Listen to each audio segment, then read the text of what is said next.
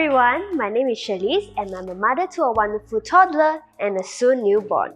I'd like to share on the topic of starting solids for your baby with the help of book by Daisy Ng course right from the start. Daisy is Malaysia's first Dr. Sears health coach in children, family and prenatal wellness.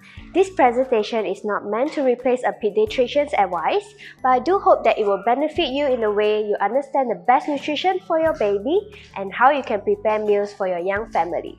Starting solid food or weaning, as we will call it, is a transition between a milk-based diet and table meals.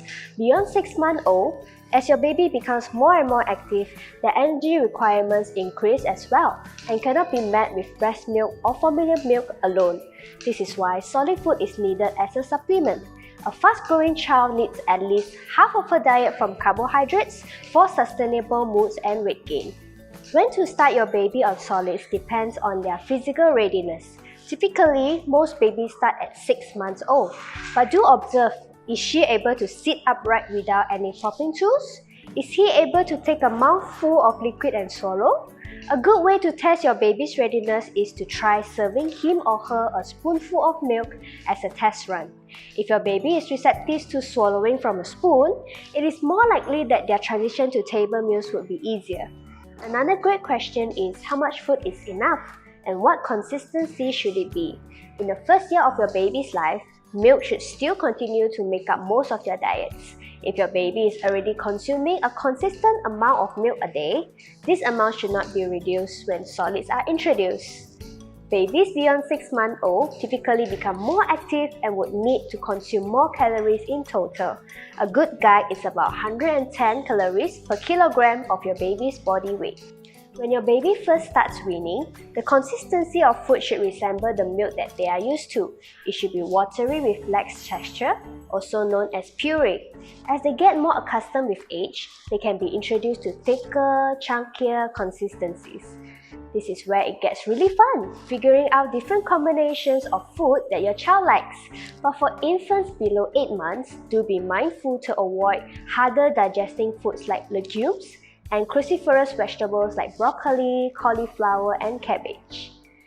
In times of a tummy upset or diarrhea, your baby will benefit from the easier digesting stool binding foods such as plain white rice porridge.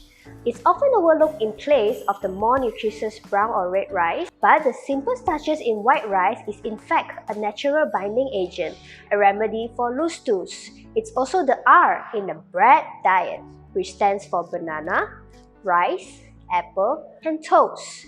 This is a recommended diet for an upset stomach because they all contain stool binding properties.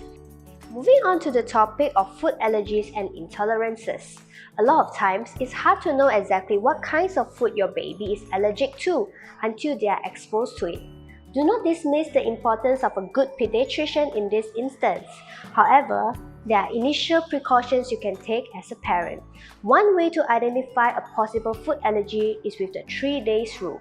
The idea is to introduce only one food at a time within a 3 days interval. Have a list of food items you will want to start your baby with. Start with as little as a teaspoon until you are assured, and serve it in the morning to allow time for you to monitor any allergic reaction.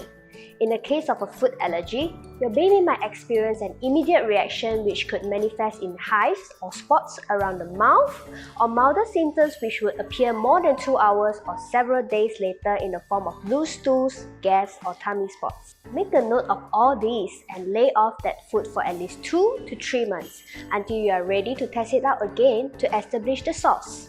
But for good measure, it is recommended that you try avoiding or limiting certain food for the first year like nuts, honey, egg white, mushrooms, shellfish, berries, and tomatoes because these are known to be common allergens.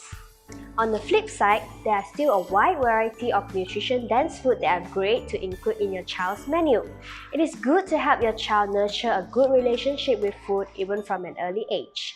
Start off with a puree of either avocados, bananas, or pumpkin to name a few. When they reach 8 months and above, you can serve mashed fruits instead of purees, steamed vegetables, white meat, yogurt, and egg yolk. Egg white is a common allergen, but egg yolk has great nutritional content and adds a creamy taste to meals. When your child is closer to 11 or 12 months, you can consider whole grain pasta, red meat, even nuts and seeds like almonds, chia seeds, and sesame seeds if your baby can tolerate them. They are a great source of good fats and protein and can be grinded and easily incorporated into baked sugar-free bread or oatmeal. A lot more insight into family well-being, nutrition through food and recipes can be found in this book, which you can find on our website.